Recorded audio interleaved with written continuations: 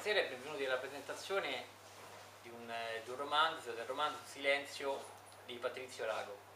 L'ho detto bene il tuo nome? Perfetto.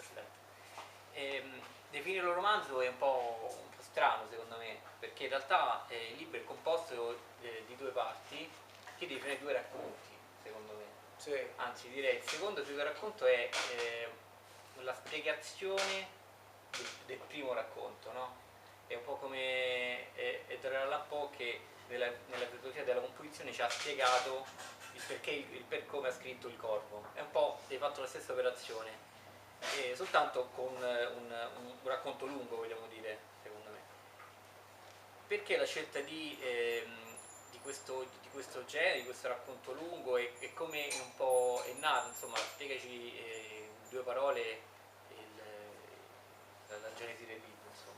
Va bene, buongiorno a tutti, questo è il mio secondo romanzo e ha cominciato un po' con quel bisogno di un po' di parlare, io come racconto nella seconda parte, nell'epilogo che sarebbe un po' la genesi o come è nato il romanzo, e ho cominciato per il bisogno di un po' di salvare a Dostoevsky. Dostoevsky comunque è una figura, un personaggio marginale del romanzo, e io avevo saputo che a lui nel 1849 le hanno fatto un simulacro si dice in italiano, una finta di fucilamento. Ah sì, sì, insomma, l'hanno graziato. Vabbè, l'hanno Sì, messo sì. lì e poi io mi sono reso conto che forse Dostoevsky è stato così vicino ad essere morto, e allora ho pensato, guarda, figurati se non gli è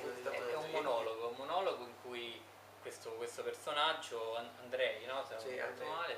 male, si trova chiuso in gabbia come poi è successo pure a Dostoevsky, e da là inizia a parlare, a fare anche dei flashback sulla sua vita passata, sulla vita futura, inizia a chiedersi tante cose.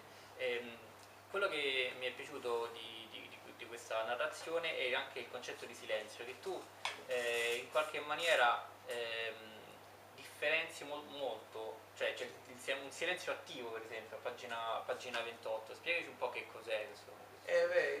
Io davvero che c'ero messo a pensare e ho trovato che ci sono tanti silenzi nel romanzo, c'è il silenzio delle mura, c'è il silenzio di quello che lui non parla con la sua madre, quel silenzio che per lui dice tante cose, e, e poi c'è quel silenzio anche della follia di quel momento, di quell'atto fatto che lui fa, e che un po' la spiegazione del perché lui è arrivato lì in carcere.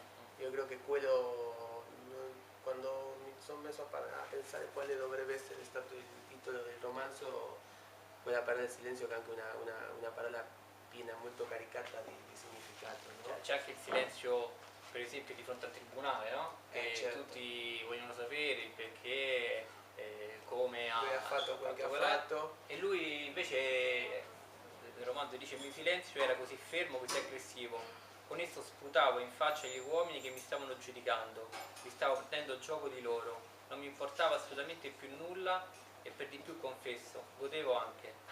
Quindi proprio questo silenzio attivo che in realtà è un'azione. È un'azione, in quel momento era un sputare in faccia ai tribunali, che credo che sia forse quella l'unica posizione un po' ideologica, o quella di dire quelli vecchi zaristi.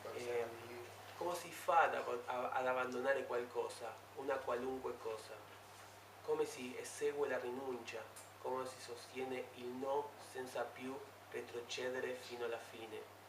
La vita è un cumulo di domande infinite, lei stessa è una, poi gli atomi, i pesci, il sonno e la morte, il caos e il niente, la luce, la tua pelle, Katia, gli anelli di Saturno, l'ombra, i tuoi occhi, Ninoshka, l'aria e le foglie, l'aroma, la polvere, le mani di mia madre, l'azzurro, il tuono, il tremore che provoca un treno, il mio corpo appassito, il freddo tra queste pareti, tutto, non di è altro che domande, ma che cosa è una domanda?